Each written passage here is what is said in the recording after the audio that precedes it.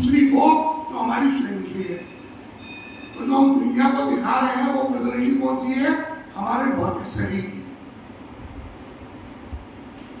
हम जो दिखा रहे हैं वो किसकी है? हमारे भौतिक शरीर की। और जो हम हैं वो किसकी पर्सनैलिटी है? वो हमारे आंतरिक यानी हमारे आत्मा की पर्सनैलिटी है। कहते भी है ना कि तुम्हारा अच्छा बुरा या किसको पता है? तो मैं जानता हूँ ये मेरी आत्मा को। अब जो है ये भौतिक शरीर है, इसकी मांग क्या है? अच्छा मकान हो, अच्छा पैसा हो, गाड़ी हो, घोड़े हो, नौकर हो, चाकर हो, ये सब किसकी अपेक्षा है? भौतिक शरीर। आंतरिक शरीर की अपेक्षा क्या है? मन में संतुष्टि हो, खुशी हो, आनंद हो और स्फूर्ति हो। तो अब हमने क्या किया? शुरू से लेकर अभी तक जब हमने पढ़ना शुरू किया या दुनिया को जानना शुरू किया, तब से हमने अपना लक्ष्य क्या बनाया? तब से हमने अपना लक्ष्य क्या बनाया? बोले कम से कम जो है कमाई इतनी होनी चाहिए कि वो जो है 10 डिजिट पे आनी चाहिए। माँ बाप ने भी इनके लिए किया, बोले हाँ बढ़िया है, तुम तो MBA भी कर लो, तुम तो ये भी कर लो, तुम वो भी कर लो। धीरे धीरे क्या हो गया? जो उनको खुश करते थे कौन? माँ बाप थे, बेटे थे, फिर कहते थे हाँ ठीक है तो MBA कर ले, MBBS कर ले, आगे आगे जो भी है कोर्स कर ले, बढ़िया रहेगी, अच्छी कमाई रहेगी, भविष्य सुरक्षित रहेगा अपना। अब धीरे धीरे करके क्या हुआ कि जब हमने वो सब पा लिया, MBBS करना था, MBA करना था, CA करना था, जो भी करना था हमने कर लिया, पैकेज भी बहुत अच्छा हो गया। अब वो जो हमें इंकरेजमेंट मिलता था माँ बाप से, दोस्तों से, वो मिलना बंद हो गया। अब मिलना बंद हो गया, मिलना बंद हो गया तो हमारी लाइफ को कोई गोल बचे नहीं, लक्ष्य भी हो गई हमारी जिंदगी। हमारा टारगेट क्या था? बस तीसरे माले पर पहुंचना है। अब तीसरे माले पर पहुंचने के बाद क्या हुआ? पूरी छत खाली है, ना कोई कमरा है, ना कोई बाथरूम है, ना कोई इंतजार करने वाले। अब क्या करें? नीचे उतर गया है। अब नीचे उतर के नहीं आए तो जो एक चार्म था तीसरी मंजिल पे जाने का वो भी खत्म हो गया। जो एक उत्सुकता थी, जो एक अंदर एक्साइटमेंट थी, वो भी खत्म हो गई। तो अब क्या करें? वो जो जहाँ तक हम चले थे वो भी हमारे लिए तो आगे नहीं रहता है। माँ बाप का सोच ले, अरे बच्चा सेट हो गया, अच्छे से जो है फ्लैट ले लिया उसने, किसी से पूछो किसी का बच्चा वाला था, मैं महाराज जी हम तो यहाँ दोनों पति पत्नी है, बेटा जो है बुरा में रहता है, चित्तौड़ में रहता है, वो अपने शहर गया। अब उस शहर गया, हमने इतनी सी बात पर इसको संतुष्टि मान दिया तो उस शहर गए। तो वो एक जो दोस्तों के साथ उसका कॉम्पिटिशन चल रहा था, परिवार में लेकर जो माँ बाप से उसको रोज एक प्रेरणा मिलती थी, नहीं ये करने का तो बहुत बढ़िया रहेगा, ये करने का बहुत बढ़िया रहेगा। धीरे धीरे करके वो सारी चीजें खत्म। अब उसको ना तो बुरा बोलने वाला है कोई, ना अच्छा बोलने वाला है, ना उसकी सफलता की प्राप्ति होने पर कोई खुश होने वाला है, और ना वो जी रहा है उसको समझने वाला कोई। धीरे धीरे क्या हुआ? भौतिक शरीर से अकेला होता चला। अब उसको क्या करना है? संतुष्टि चाहिए। साहब कोई व्यक्ति कितना भी अकेला हो, अगर कौन सा प्रोजेक्ट शॉपिंग कर लो, कितनी देर करेगा? इतने कपड़े खरीदेगा, मार्केट में हुआ, पियर हुआ, यहाँ हुआ, वहां भी जाके क्या करेंगे? उनमें दौरे प्रसाद हो रहे। आज का समय ऐसा है, गुरु भाई गलती से अगर किसी को फोन कर दिया ये जानने के लिए कि भाई तू कैसा है, तो अंत में यही कहना होता है, अच्छा भैया फोन करते तो बात हुआ। तो इतनी लंबी दुख भरी कहानी है, इतनी बड़ी दास्तान है कि सुनते ही मन में लगता है कि हम तो सोचते थे लहानी दुखी है, हमसे ज्यादा दुखी और भी लोग। और उसने क्या किया? उन दोस्तों से ही संपर्क करना छोड़ दिया। क्या करूं? ये तो मेरी सुनने की वजह अपनी सुनाने लगते। जो ये कहते थे कि नहीं आप ये काम कर, अपन साथ में रहेंगे, अपन ये करेंगे। स्थिति ये हुई, इस भौतिकता की चकाचौंध में इच्छाओं की पूर्ति करते करते इस भीड़ में हम अकेले रहे।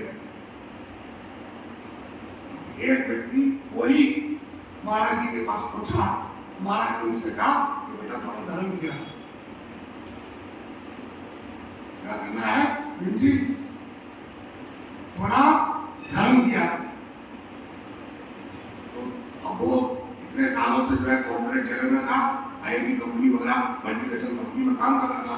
बोले महाराज जी आपकी बात सही है, आप तो मुझे ये बताओ धर्म मुझे क्या देगा।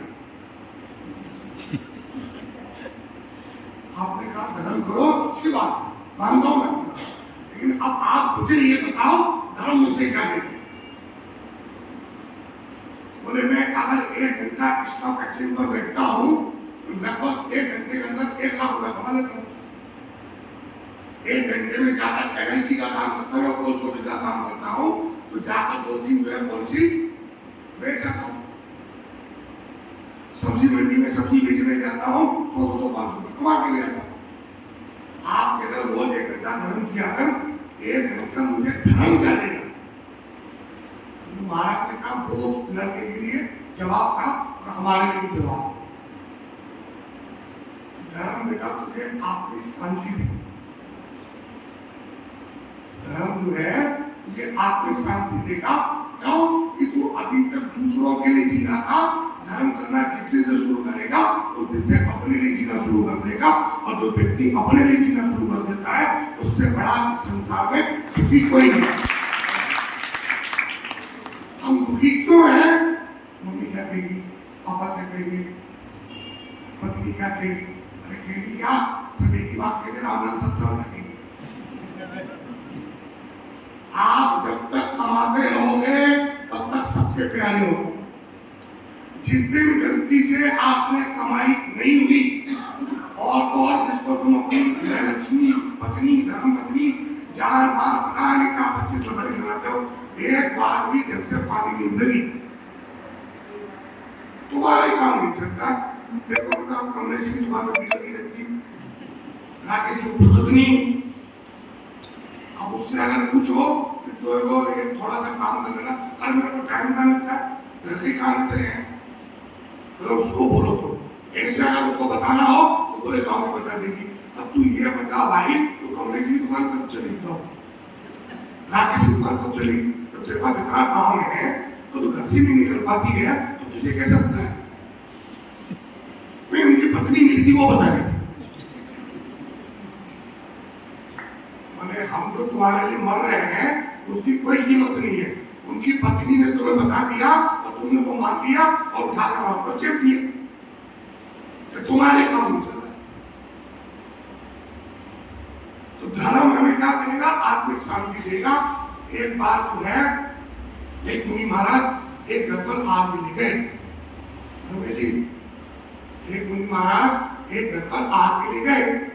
आग देने के पश्चात मुनि महाराज कैसे चलने लगे तो उनके घर की बहू ने उनसे पूछा इतनी जल्दी कैसे?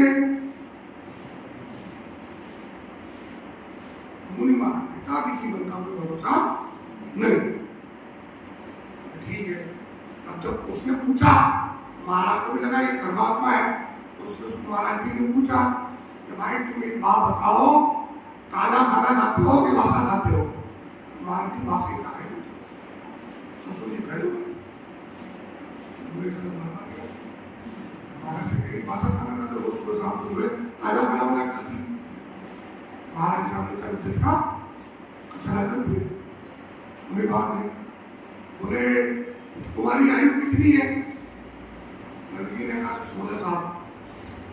बात करती है 24 साल में जब थी तब शादी करी थी, 16 साल पता नहीं। बोले तुम्हारे पति की आयु? बोले 6 महीना। बोले उसका दिमाग खराब। बोले तुम्हारी सास की आयु? उनकी 7 से ऊपर हो गया। और ससुर जी? बोले उनका तो जन्म ही नहीं हुआ। महाराज चले गए। अब ससुर जी का बगीचा हो गए। बोले बेबू बोला ये बता, अगर मेरा जन्म नहीं हो तो तू यहाँ कैसे है? पिताजी आप नारायण मत हो, मुनि महाराज के पास जाओ और उनसे जाके चर्चा करो। बोले वो तो करूँगा ही, तुमने सारी जगह घर की जगह कचरा कर दिया, क्या उनको बोलना पड़ेगा कि किसी से बोल मत देना। समस्या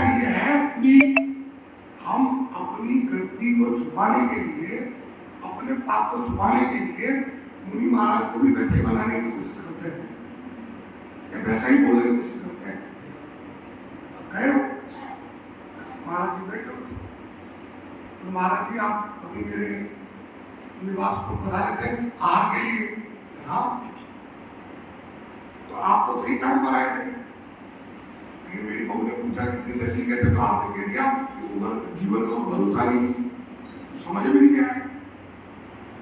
तो उसका कहना यह था कि इतनी छोटी सी उम्र में आपने भिक्षा क्यों ले ली?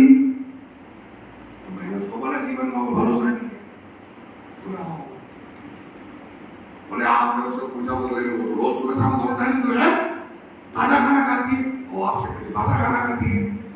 बोले भाई वो भोजन की बात नहीं चल रही थी, तो फिर वो उस भोजन की बात नहीं कर रही थी, वो ये कह रही थी कि अभी ताजा खाकर में ताजा कोई पुण्य कमा रहे हो?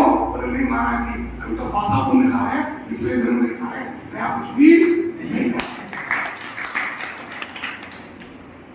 वो जो कहा उसने कि उसकी आयु 16 साल की है, बोले उसकी 16 साल की आयु इसलिए है कि उसने 16 साल से ही धर्म का पालन करना शुरू किया है, और उसके पति ने 6 महीने जो शुरू किया है, उसके 7 साल भर से पालन कर रही है। आप अभी धर्म के मार्ग पर चले नहीं हो, इसलिए उसने आपसे कह दिया कि आपका धर्म। कुल मिला के क्या हुआ कि जो हम जीते हैं वो क्या है? जो जीते हैं क्या है? पूर्व जन्म का जो हम जी रहे हैं वो जिंदगी है, और जो जीते हैं वो जीवन होता है। अब कौन एक व्यक्ति पूछे साहब किसी से, और आप कैसे हो? मजे में। दूसरे से पूछा भाई तुम कैसे हो? आनंद में। अब गड़बड़ हो गई। सेठी ने कहा अरे सेठी बुलाओ यार, अरे नेताजी को पूछा तो मैंने कहा मजे में। मैंने अभी ये जो है उठाकर बेटी से पूछा, कहते आनंद में हूँ, समझ में नहीं आई। मुझे आप बताओ केम जो बजा मत, वो भाई मुझे पूछा भाई ये इसका फर्क क्या है? बोले देख भाई, मजे से जीने के लिए काम चाहिए, और आनंद से जीने के लिए परिवार चाहिए। आनंद है वो परिवार है, मजा है कैसा है? पैसे के मजे से पैसे का नहीं है तो मजा नहीं है। पांडव जो है वनवास में भी कभी दुखी नहीं हुए, क्यों? क्योंकि उनका परिवार उनके साथ था। राम के 14 वर्ष कब कट गए? क्योंकि उनकी पत्नी और उनका भाई उनके साथ था। अंजिरा के परिवार ने उसको निकाल दिया, उसका जीवन कट गया, क्यों? तो उसकी सहेली पसंद था। तो अगर साथ में रहने वाला है, कोई समझने वाला है, तो हमारा जीवन बड़ा आनंद है, और अगर नहीं तो मजे की दुनिया है। पैसा है पास या पैसा नहीं है पास, तो मेरा लगे उदास। अब महाराज ने उसे कह दिया कि भैया जिस दिन से तू धर्म करना शुरू करेगा उस दिन से तेरा जीवन शुरू होगा, और जिस दिन से तेरा जीवन शुरू हो जाएगा उस दिन तुझे मेरे जीवन की जरूरत नहीं पड़ेगी। हम लोग रोज पढ़ते रहते हैं, कभी न कभी श्वेतांबर लड़की ने दीक्षा ले ली, थोड़ा पैकेट छोड़ दिया, पल्ला करके ढीला कर दिया। वो होता क्या है, काम का इतना स्ट्रेस आ जाता है कि जो कोई आपको 20 लाख 25 लाख का पैकेज देगा, वो आपसे कम से कम 30-40 लाख रुपए कमाएगा, तब आपको बड़ा पैकेज देगा। तो वो क्या करते हैं, पूरा निचोड़ देते हैं। अब ऑफिस का है नोएडा में, घर का है गुड़गांव में, तो आधी जिंदगी तो जो है सड़क नाम पर निकल गई। मकान का है पुष्पा देवी प्रताप नगर में, दुकान कहाँ पर है? जोरी बाजार में। सड़क नाम पर निकल गई। तो बच्चों के लिए आप क्या कहते हैं, ये किसके लिए कर रहा हूँ? बच्चों के लिए कर रहा हूँ। अरे बच्चों के लिए कर रहा हूँ, बच्चों के लिए कर रहा हूँ, तो बच्चों के पास बैठने का टाइम नहीं तेरे पास, तो बच्चों के लिए कर क्या रहा है? कमाने के चक्कर में शरीर का सत्यानाश कर लिया, और जब बाद में शरीर बचाने की नौबत आई तो जो कमाया था उसका सत्यानाश कर दिया। कमा के किया गया। पहले घर में जन्म होता था, घर में मरण होता था, आज हॉस्पिटल में पैदा होते हैं और हॉस्पिटल में जाकर मरते हैं। तो बताओ कमाया क्या? तो हम हर किसी के पास जाए, किसी से भी पूछे मजे में दुनिया है, कोई नहीं जगह में दुखी। अगर किसी से पूछो भाई आनंद में हो, नहीं माना। शैलेश अरोड़ा एक बहुत अच्छा कवि है, और तारक मेहता का चश्मा काम करता है, वो बनाता है। उसकी बेटी ने जो है एक दिन उससे पूछा, बाहर पढ़ती थी वो, कुछ दिनों के लिए आई थी, बोले पापा अपन कल जो है एक साथ लंच लेंगे। बोले बेटा मेरा कमिटमेंट है, मैंने किसी और को टाइम दे रखा है, ऐसे ऐसे चीजें एक तरह की नहीं। तो कोई बात नहीं पापा, आप वो करो। कुछ दिनों बाद उसका बर्थडे था, तो उसने अपने पिताजी को फोन किया, पिताजी को बोला कि पापा आप एक जगह कार्यक्रम में जाते हो, कितने पैसे लेते हो आप? 2-3 लाख रुपए हिसाब से पूरा होता है।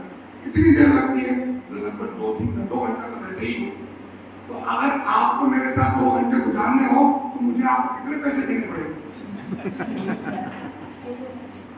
सेने जुड़वा ने इस बात को खुले मन से स्वीकार किया कि मेरे पास शब्द नहीं थे इस बात का जवाब देने के लिए, और मैं उस दिन अपने आप को दुनिया का सबसे बड़ा गरीब समझ रहा था कि जहां पर मेरे बच्चे ने मुझसे कहा कि मुझे आपका साथ पाने के लिए कितने पैसे देने पड़ेंगे।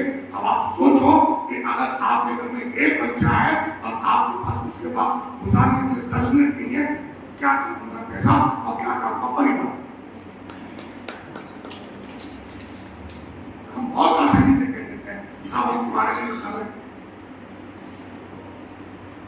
कमाने की दौड़ में हम इतने जो है मस्त और पस्त हो गए हैं कि हमें हमारे लिए समय नहीं।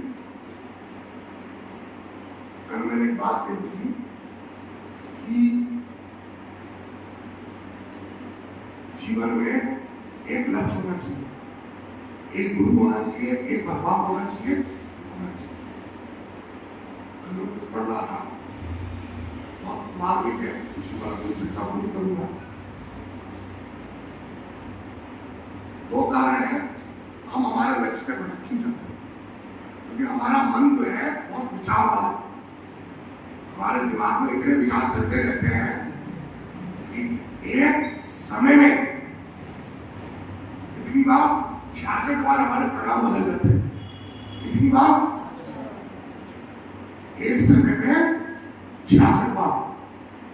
और आपका भौतिक मनोविज्ञान ये कहता है कि पूरे दिन भर में हमारे पास 72,000 विचार आते हैं। कितने? जिनमें सिर्फ 32,000 ऐसे होते हैं जो पॉजिटिव होते हैं, बाकी 40,000 विचार हमारे दिमाग में नकारात्मक होते हैं। मनोविज्ञान कह रहा है।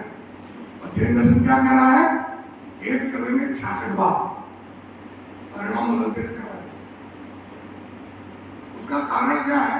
उसका कारण ये है कि हमारा कोई इष्ट नहीं, हमारा कोई लक्ष्य नहीं। अब इष्ट चुनने के लिए हमें क्या करना पड़ेगा? वो प्रेम और श्रद्धा का विषय। अब बहुत सारे लोग भगवान को मानते हैं, भगवान की साथ पूजा करते हैं, आदि आदि। तो हम मारे कौन सा भगवान को मारे, कौन सा भगवान की पूजा करें? जिनका आपके प्रति प्रेम हो, जिनका आपके प्रति श्रद्धा हो। अब जैसे मान लो अपने 24 भगवान है, अब 24 भगवान है, कोई भगवान तो ऐसे होंगे जिनका नाम सुन के, जिनका जाप करके, जिनके दर्शन करके अपने मन में प्रफुल्लता आती है, उत्साह आता है, तो वो हमारे इष्ट हो गए।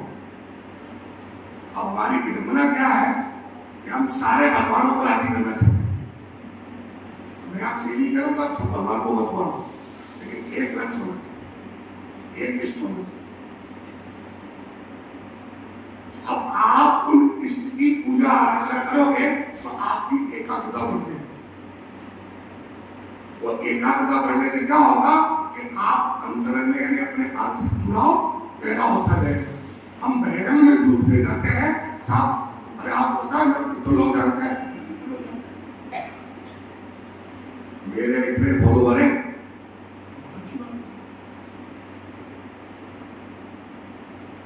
एक बार जो है रायमन खड़ीला पंचायत करते रहते, बाहरी बात उठते रहते।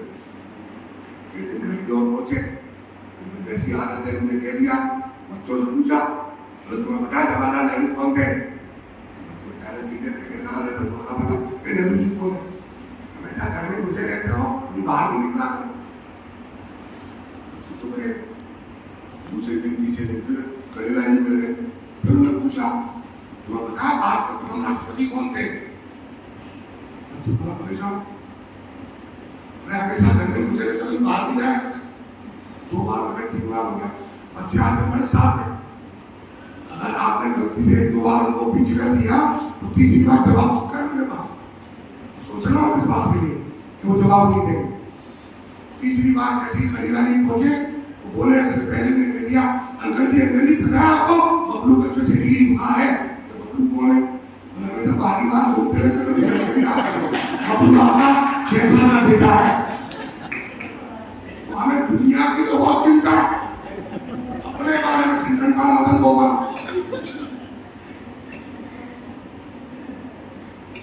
पिक्चर आई थी बहुत पहले, उसमें क्या था, जो कैरेक्टर था परेश रावल